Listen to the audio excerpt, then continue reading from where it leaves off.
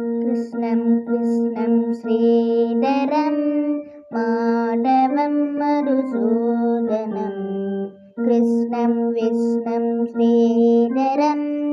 माधवं मधुसूदनं गोविन्दं गोविन्दं गोविन्दं श्रीरामं गोविन्दं गोविन्दं गोविन्दं श्रीरामं रामं रामं रघुपते रामं रामं रघुपते रामं रामं रघुपते कृष्णं विष्णुं श्रीधरं माधवं मधुसूदनं कृष्णं श्रीधरं माधवं मधुसूदनम्.